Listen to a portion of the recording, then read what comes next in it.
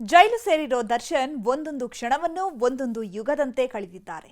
Quarantine ಸೆಲ್ನಿಂದ main ಸೆಲ್ಗೆ ಬರೋದಕ್ಕೆ ಇನ್ನಿಲ್ಲದ circus ಮಾಡ್ತಾ ಇದ್ದು ಮಾನವ ಹಕ್ಕುಗಳ ಆಯೋಗದ ಮೊರೆ ಹೋಗೋ ಪ್ಲಾನ್ ಮಾಡ್ತಿದ್ದಾರಂತೆ.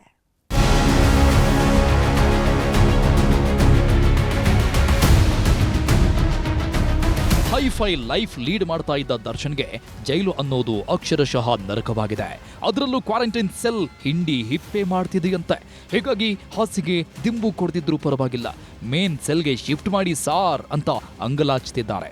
ನೆಲದಲ್ಲಾದ್ರೂ ಮಲಗ್ತೀನಿ, ಬೇರೆ ಬ್ಯಾರಕ್ಗೆ ಹಾಕಿ ಅಂತ ದರ್ಶನ್ ಪರ ವಕೀಲರು ಮನವಿ ಮಾಡಿದ್ದಾರೆ. ಆದ್ರೆ ಯಾವುದೇ ಪ್ರಯೋಜನ ಆಗ್ತಿಲ್ಲ.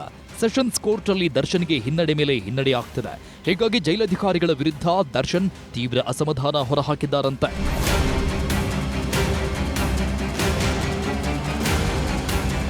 ಅದೆಷ್ಟೇ ಗಟ್ಟಿ ಮನಸ್ಸು ಮಾಡಿದ್ರೂ ದರ್ಶನ್ಗೆ ಕ್ವಾರಂಟೈನ್ ಕಾಟ ತಾಳೋದಕ್ಕಾಗ್ತಿಲ್ವಂತೆ. ಹೀಗಾಗಿ ಮಾನವ ಹಕ್ಕುಗಳ ಮೊರೆ ಹೋಗಲು ತೀರ್ಮಾನ ಮಾಡಿದ್ದಾರೆ.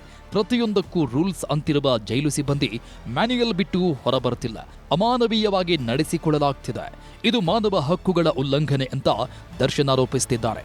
ಇದೇ ವಿಚಾರಕ್ಕೆ ಮಾನವ ಹಕ್ಕುಗಳ ಆಯೋಗ, ಹೈಕೋರ್ಟ್ ಹಾಗೂ ಸುಪ್ರೀಂ ಮೊರೆ ಹೋಗಲು ಪ್ಲಾನ್ ಮಾಡಿದ್ದಾರೆ. ಇದೇ ವಿಚಾರವಾಗಿ ವಕೀಲ ಸುನಿಲ್ ಜೊತೆಗೂ ಚರ್ಚೆ ಮಾಡ್ತಿದ್ದಾರಂತೆ. ಅಕ್ಟೋಬರ್ 9ರ ಕೋರ್ಟ್ ಆದೇಶದ ನಂತರ ಮುಂದಿನ ಹೆಜ್ಜೆ ಇಡಲು ತೀರ್ಮಾನಿಸಿದ್ದಾರೆ.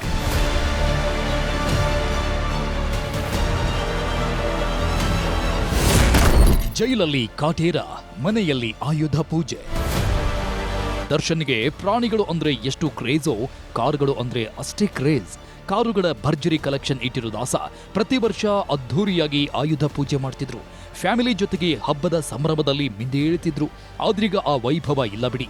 ಕೊಲೆ ಕೇಸಲ್ಲಿ ಜೈಲು ಸೇರಿದ್ಮೇಲೆ ಕಳೆದ ವರ್ಷದಿಂದ ಹಬ್ಬದ ಸಂಭ್ರಮ ಇಲ್ಲದಂತಾಗಿದೆ. ಈ ಬಾರಿ RR ನಗರ ನಿವಾಸದಲ್ಲಿ ಸಿಬ್ಬಂದಿಯೇ ಕಾರ್ಗಳನ್ನ ಕ್ಲೀನ್ ಮಾಡಿದ್ದಾರೆ.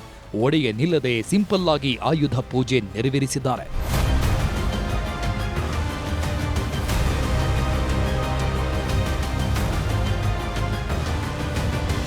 ದರ್ಶನ್ ಮೈಸೂರಿನವರೇ ಆಗಿದ್ರಿಂದ ದಸರಾ ಹಾಗೂ ಆಯುಧ ಪೂಜೆ ಮಿಸ್ ಮಾಡಿಕೊಂಡಿದ್ದಾರೆ. ಈ ಮಧ್ಯೆ ಜೈಲಲ್ಲಾದ್ರೂ ನೆಮ್ಮದಿಯಾಗಿರಬೇಕು ಅಂತ ಮೇನ್ ಸೆಲ್ಗಾಗಿ ಪರದಾಡ್ತಿದ್ದಾರೆ. ಹೀಗಾಗಿ ಮುಂದೇನಾಗುತ್ತೋ ಕಾದ್ ನೋಡ್ಬೇಕಿದೆ. ಮಂಜು ಆರ್ಯ ಜೊತೆ ಸತೀಶ್ ಕನಕಪುರ, ನ್ಯೂಸ್ 18.